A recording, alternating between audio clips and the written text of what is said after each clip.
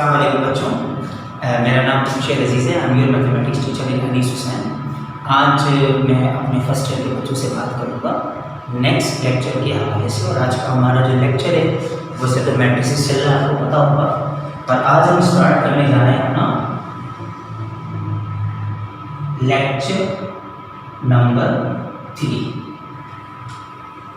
Exercise हमारी बेटा 4.1। बच्चों लेक्चर नंबर 3 आज जो 4.1 का है उसमें हमने, आपको याद होगा, कल हमने आपको पहला सवाल करवा दिया था। पहले क्वेश्चन को हमने उसकी टाइप्स के नाम आपको बता दिए थे। तो आज जो हम काम करने जा रहे हैं उसमें अगर आप देखें सवाल को तो बुक निकाल लीजिए, जल्दी से पेज नंबर 100 पे आ जाएंगे। और इसके अंदर मैं दूसरा सवाल आपको करवाने जा रहा हूँ, क्वेश्चन नंबर 2। क्या कहते हैं वो इस सवाल नंबर 2 में, जरा ध्यान से सुनिएगा। वो कहते हैं write down the matrix of coefficient, write down the matrix of coefficient of x, y and z in the following system of linear equation and also find their additive inverses। ऐसे ही लिखा है इसमें, पढ़ लीजिएगा, ठीक है। तो मैं आपको बताता हूँ एक्चुअली आपने काम करना क्या है। जहाँ तक सवाल नंबर 2 का ताल्लुक है उसके मैं पहले पार्ट की तरफ आप बैठे, उसमें लिखा है मेरा बच्चा 3x + 2y + 8z - 5 = 0।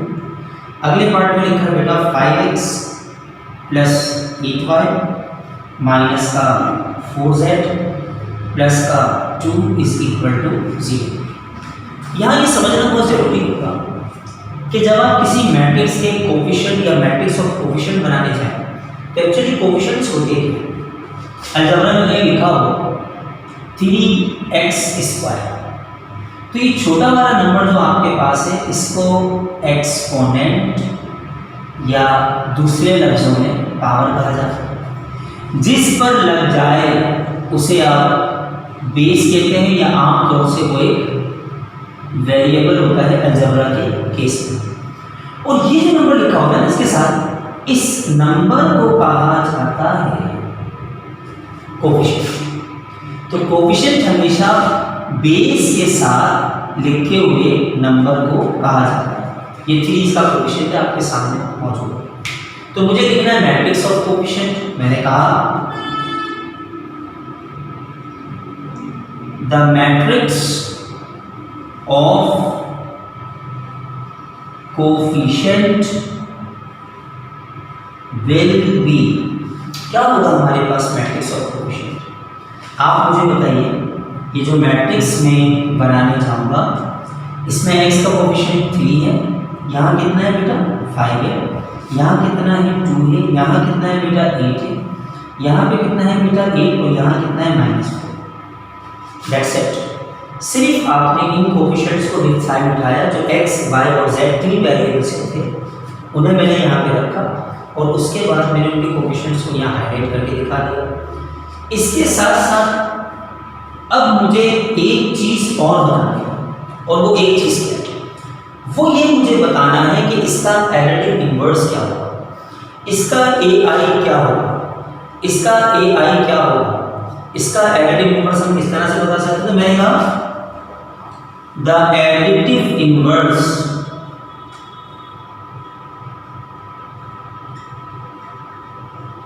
इज, अब भाई एडिटिव इन्वर्स कैसे बताएंगे आप? तो आपने कहा एडिटिव इन्वर्स कैसे बताना है, जितने भी मैट्रिसेस आपके सामने के एलिमेंट्स मौजूद हैं ये सारे जो आपको नजर नहीं आ रहे हैं, आपने क्या करना है, इन तमाम के तमाम एलिमेंट्स को, उनकी साइनों को चेंज करना है। जो प्लस है उसको माइनस का कर दीजिए, जो माइनस है उसको प्लस का कर दीजिए। जरा ध्यान से देखिएगा बेटा, ये रहा इसका एडिटिव इन्वर्स। अगर आपको बताना है इसका AI, बोर्ड पे लिखा हुआ है, मैट्रिक्स ऑफ कोफिशिएंट बोर्ड पे लिखा हुआ है, दोनों चीज़ें मेरे बच्चों आपके सामने मौजूद हैं। आई होप आप लोग इसका सेकंड पार्ट उससे ट्राई करेंगे, जो बहुत आसान है 3 वेरिएबल के सिस्टम से। तो मैं उम्मीद करता हूँ कि बेटा आप लोग घर पे बैठ के इसको ज़रूर करेंगे, ठीक है। इसके बाद हम चलते हैं अपने तीसरे सवाल की जानिब। जब हम अपने तीसरे क्वेश्चन की तरफ जाते हैं तो उस सवाल में पहले वो हमसे क्या कह रहा है, मतलब डिमांड क्या है, पहले वो देख लेते हैं। सवाल नंबर 3 में लिखता है वो, write down in tabular form. Tabular form में लिखते हैं। अब टैबुलर फॉर्म में जो लिख के दिखाना है आपने, तो पहला पार्ट आप अपनी बुक में देख लीजिए, कुछ ऐसे लिखा हुआ होगा स्मॉल एक्स आई जे, और बाहर लिखा होगा 3,4, और दूसरे पार्ट में लिखा होगा capital y is equals to small y L N T, जबकि यहाँ लिखा होगा 4,2। एक बच्चे को जब तक ये तमीज़ ना हो कि ये फॉर्म कौन सी है और टैबुलर फॉर्म कौन सी है, वो सवाल ही नहीं कर सकता। तो आइए पहले तो ये समझने की कोशिश करते हैं थोड़ी सी, क्या होती है हमारे पास टैबुलर फॉर्म और ये वाली फॉर्म जो लिखी इसका नाम क्या है। तो सुनिएगा बेटा ध्यान से, ये नोट डाउन मैं आपको करवा रहा हूँ सवाल से पहले। एक मैट्रिक्स को लिखने की दो फॉर्म्स होती हैं। एक फॉर्म होती है उसकी टैबुलर फॉर्म, जिसको हम एक्सपेंडेड फॉर्म भी कह सकते हैं, पहली फॉर्म। अब टैबुलर फॉर्म में क्या है, for example we have a matrix A, उसको मैंने इस तरह से लिखना है A11 A12 A13 A21 A22 और साथ में क्या आएगा बेटा A23। इस तरह से जो एक्सपेंडेड फॉर्म में मैंने मैट्रिक्स के एलिमेंट्स आपके सामने लिखे, हर एलिमेंट अपनी स्पेसिफिक पोजीशन को बताएगा। इसमें पहला वाला नंबर बेटा रो को शो करता है, बाद वाला नंबर बेटा कॉलम को शो करता है। तो अगर मैं यहाँ जाके इससे थोड़ी बातचीत करूँ, पूछूं, मैं कहूँगा जरा A12 आप अपनी पोजीशन के बारे में बताइए, आप कहाँ पर। तो ये कहेगा I belongs to first row and second column, I belongs to first row and second column. मैंने कहा भाई A23 आप अपनी पोजीशन बताइए, क्या बोलेगा ये कहेगा I belongs to second row and third column, I belongs to second row and third column. इस तरह से आपको एक्सप्लेन करेगा। तो मेरा बेटा इस तरह से आप हर एलिमेंट को इसकी एक्सपेंडेड फॉर्म में लिख सकते हैं। यूजुअली आप जो मैट्रिक में मैट्रिसेस पढ़ता है तमाम के तमाम एक्सपेंडेड फॉर्म में आते हैं। अब दूसरी फॉर्म कौन सी होगी जिसके बारे में मैं आपको बताने जा रहा हूँ। दूसरी फॉर्म को कहा जाता है मैट्रिक्स बिल्ड फॉर्म, या इसी का एक और नाम होता है, इसे कहते हैं एब्स्ट्रैक्ट फॉर्म। तो भाई ये मैट्रिक्स बिल्ड फॉर्म क्या होगी, आइए मैं आपको इसके बारे में एक्सप्लेन करने का। देखो बेटा कि अगर आप मैट्रिक्स बिल्ड फॉर्म की तरफ जाएं और उसे आप एक्सप्लेन करने जाएं, तो यही मैट्रिक्स जो मेरा बच्चा मैंने आपके सामने लिखा है ना, मैं इसे इस तरह से लिखूंगा AING, और आगे मैं लिखूंगा, अगर इसका ऑर्डर देखा जाए, इसमें 2 रो 3 कॉलम थे, इसका ऑर्डर बनेगा 2/3, तो यहाँ पे मैं लिख दूंगा बेटा 2,3। समझने वाली बात क्या है, इस मैट्रिक्स बिल्ड फॉर्म में जिसको हम एब्स्ट्रैक्ट फॉर्म भी कहते हैं, ये I शो करेगा नंबर ऑफ रोज और ये जो J शो करेगा नंबर ऑफ कॉलम्स को। तो पहला वाला नंबर रो को, दूसरा वाला नंबर कॉलम को शो करता है। यहाँ एक सवाल बनता है मुझे, इससे ये बताइए, जब हमारे पास अच्छी खासी टैबुलर फॉर्म ही है, तो आप हमें ये मैट्रिक्स बिल्ड फॉर्म या एब्स्ट्रैक्ट फॉर्म क्यों समझा रहे हैं? इसका जवाब मैं आपको देता हूँ। फर्ज कीजिए इस पूरी क्लास को एक सवाल, मैं कहूँ write down a matrix having 2000 rows and 5000 columns. एक ऐसा मैट्रिक्स बनाओ जिसके पास 2000 रोज़ों और 5000 कॉलम्स। आप इस बोर्ड पर शुरू हो जाएंगे, बोर्ड पर बना नहीं सकते, दीवार पर शुरू हो। आप बोलेंगे सर पहले मैं 2000 रो बना दूँ, फिर मैं 5000 कॉलम, पूरे इस हॉल में आप बनाना शुरू हो जाएंगे। आप यकीनन ऐसा नहीं करेंगे। There must be some shortcut, कुछ दूसरा तरीका होना चाहिए। तो वो तरीका क्या है, आप कहेंगे सर वो मैट्रिक्स लिखना है, मैंने कहा पे लिखना है, आपने कहा सर हो जाएगा AIJ, आगे आपने लिख दिया 2000, 5000। Is it clear? इस तरह से आप इस मैट्रिक्स को बता देंगे। ये बात कंफर्म होगी कि ये नंबर रो को ये वाला किसे शो कर रहा है, कॉलम। तो ये हो गई आपके पास टैबुलर फॉर्म और मैट्रिक्स बिल्ड फॉर्म का बारे में थोड़ी सी इंफॉर्मेशन। आइए अपने सवाल की तरफ चलते हैं। मेरा बेटे जो क्वेश्चन में दिया गया है इसका जो फर्स्ट पार्ट तुम्हारे सामने अगर तुमसे गौर से देखो तो उस फर्स्ट पार्ट में उसने कहा है कि आपको मैट्रिक्स बिल्ड फॉर्म दी गई, जरा गौर से देखो। इस पहले पार्ट में उसने लिखा था capital X is equal to small x i j और आगे लिखा हुआ था 3,4। आपको एक ऐसा मैट्रिक्स डिजाइन करके दिखाना है टैबुलर फॉर्म में जिसके पास 3 रो होंगी 4 कॉलम होंगे। मैं कह रहा हूँ 3 रो होंगी और 4 होंगे मेरे बच्चों कॉलम्स होंगे।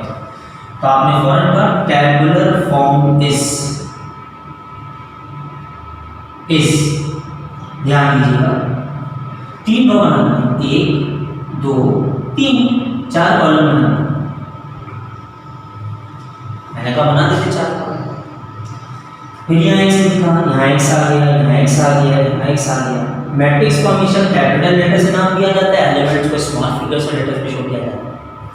नहीं भी करते बेटा 1 1 1 2 1 3 1 4 2 1 2 2 2 3 2 4 3 1 3 2 3 3 3 4। ये इस मैट्रिक्स की टैबुलर फॉर्म बोर्ड पे आपके सामने मौजूद है।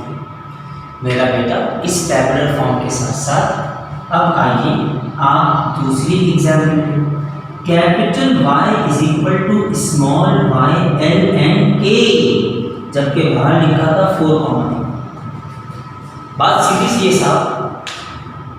इस मैट्रिक्स में ये नहीं कि आप रट्टा मार के बैठ जाएंगे I O J कुछ होता है, ऐसा बिल्कुल नहीं है। अगर आप इस मैट्रिक्स को देखें तो इसमें हमारे पास L का मतलब रो की तादाद है और K का मतलब कॉलम की तादाद है।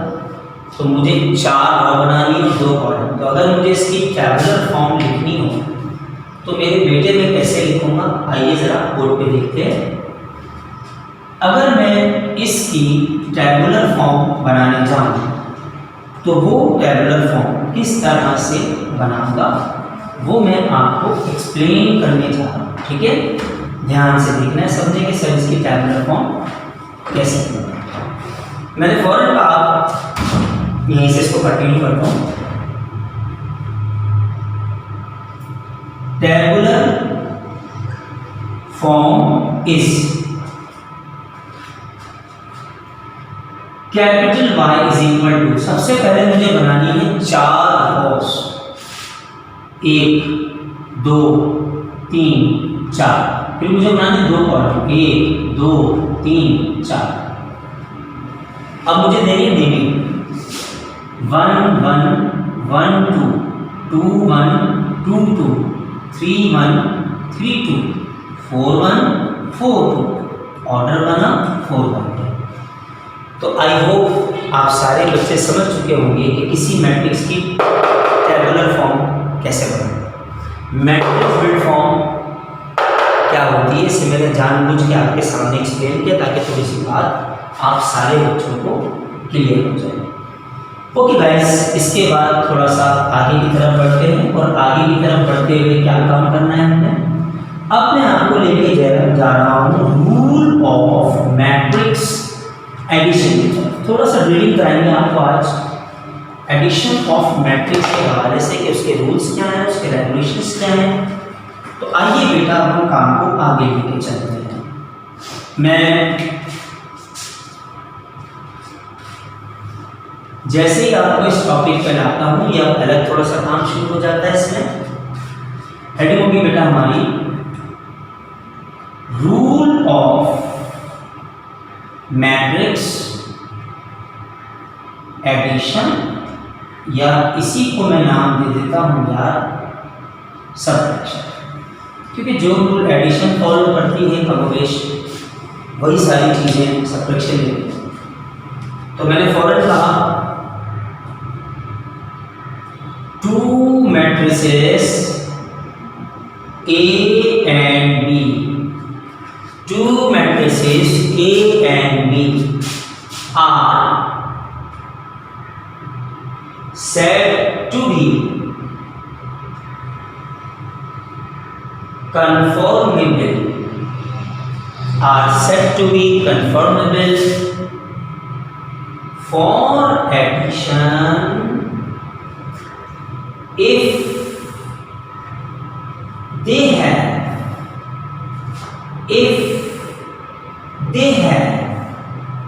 same order.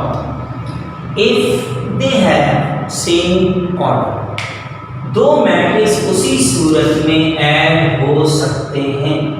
They are conformable for their addition if they have same order.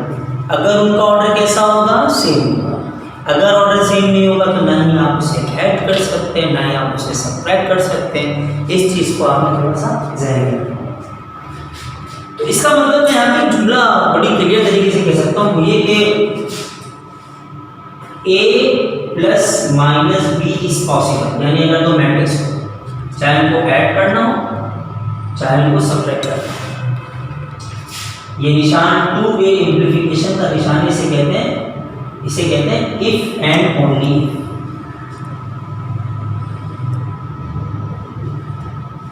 सख्ती के साथ.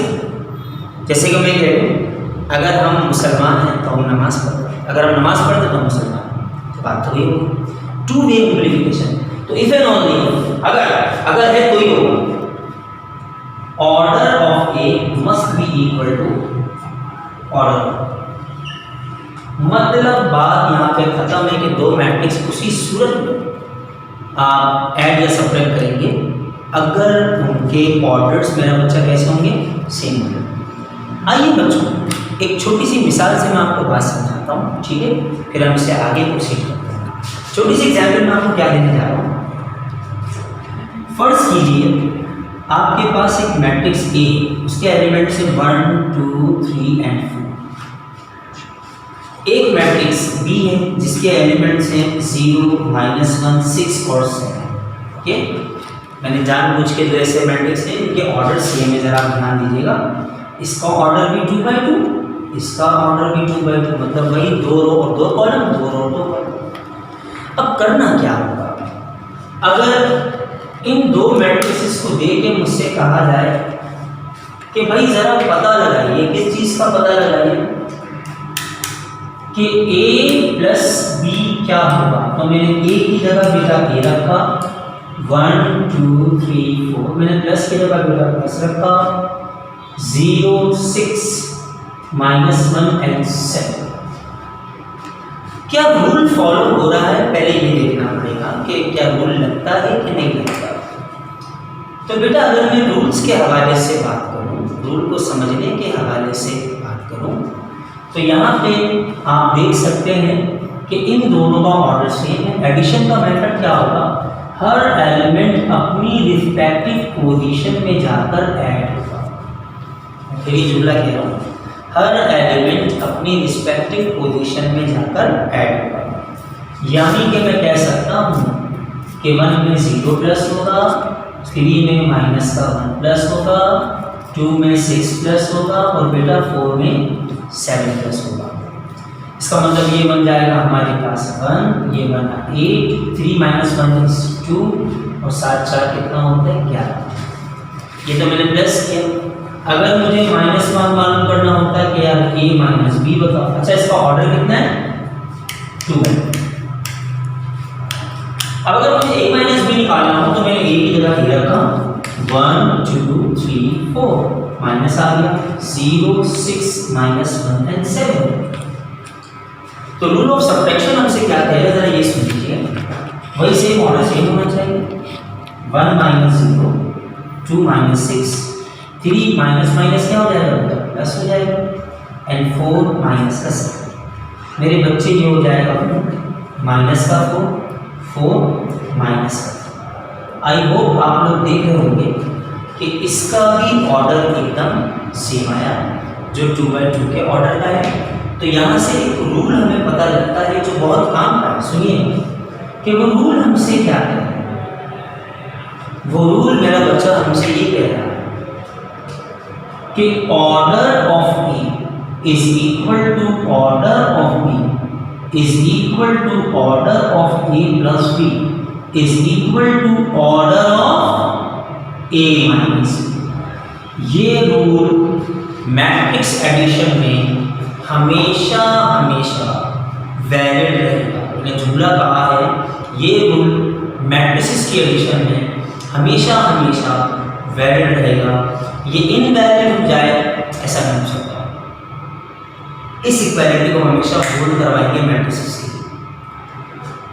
मिसाल को अगर मैं थोड़ा सा बदल देता, मैं थोड़ा सा चेंज ले आता, मैं कहता भाई एक मैट्रिक्स सी भी है जो बराबर है 1/2 की, एक मैट्रिक्स डी भी है जो बराबर है 5/3 फर्स्ट।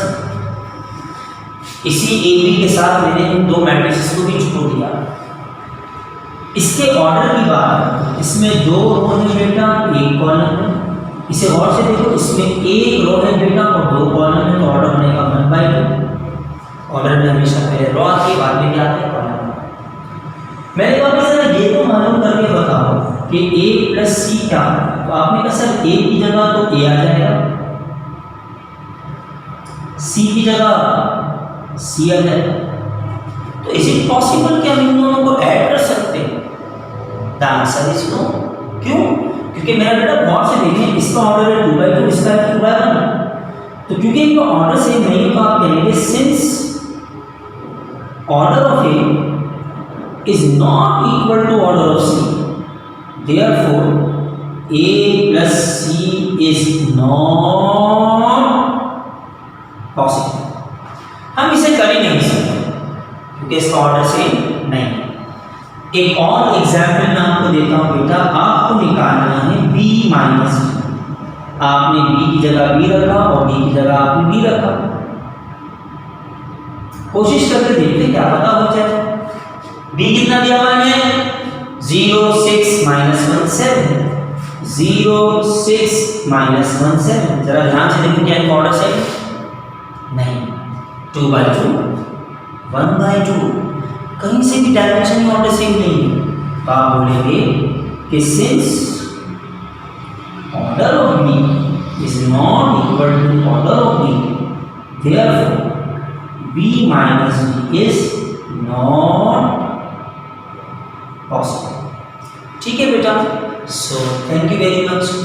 इससे आगे इंशाल्लाह लेक्चर 3 आज मैंने आपके सामने कवर किया। फर्स्ट लेक्चर में मैंने आपको टाइप्स मैट्रिसेस के हवाले से बताया, दूसरे में भी कुछ टाइप्स के साथ मैंने 1-2 सवाल करवाए थे, और ये अभी उसी लेक्चर की कंटिन्यूटी में मैंने आपको थोड़ा सा एक्सप्लेन कर दिया अबाउट एडिशन एंड सबट्रैक्शन के हवाले से। ठीक है, इंशाल्लाह नेक्स्ट लेक्चर में काम को आगे लेके चलेंगे। Thank you very much, thank you.